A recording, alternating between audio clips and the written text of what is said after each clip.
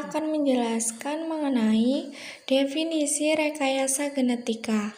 Rekayasa genetika adalah suatu ilmu untuk memodifikasi DNA atau substansi kimia dalam kromosom yang bertanggung jawab atas pewarisan sifat secara sengaja untuk kepentingan manusia.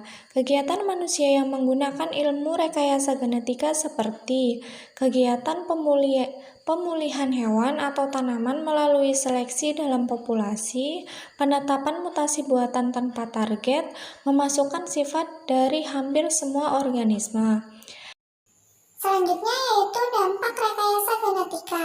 Meskipun kelihatannya pangan produk rekayasa genetik dapat menjadi jawaban atas permasalahan manusia, rekayasa ini sendiri memiliki berbagai permasalahan.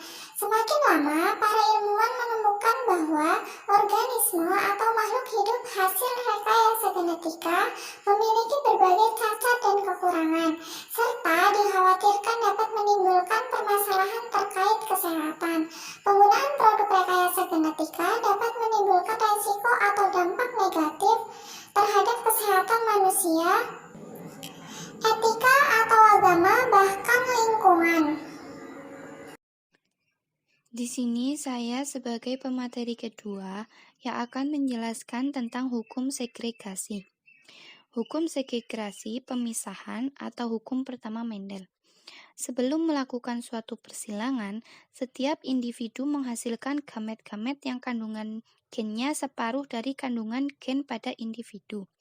Pada waktu berlangsung pembentukan gamet, tiap pasang gen akan disegregasi ke dalam masing-masing gamet yang terbentuk.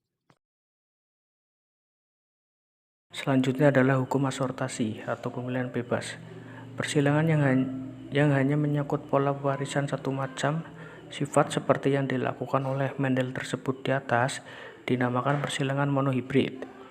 Mendel melakukan persilangan monohibrid untuk 6 macam sifat lainnya, yaitu warna bunga, ungu putih, warna kotiledon, hijau kuning, warna biji, hijau kuning, bentuk polong, rata berlekuk, permukaan biji, halus keriput, dan letak bunga aksial terminal.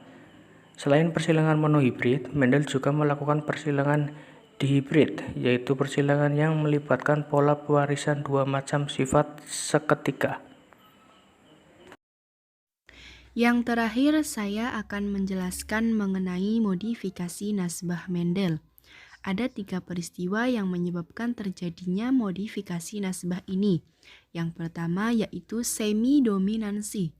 Adalah gen dominansi tidak menutupi pengaruh alel resepsinya dengan sempurna, sehingga muncullah sifat antara intermedier. Yang kedua yaitu kodominansi.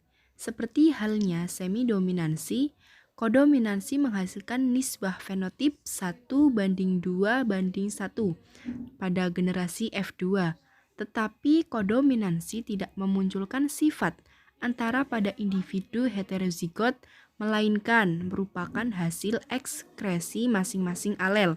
Nah, yang terakhir itu ada gen letal, adalah gen yang dapat mengakibatkan kematian pada individu homozigot pada masa embrio atau setelah kelahiran subletal.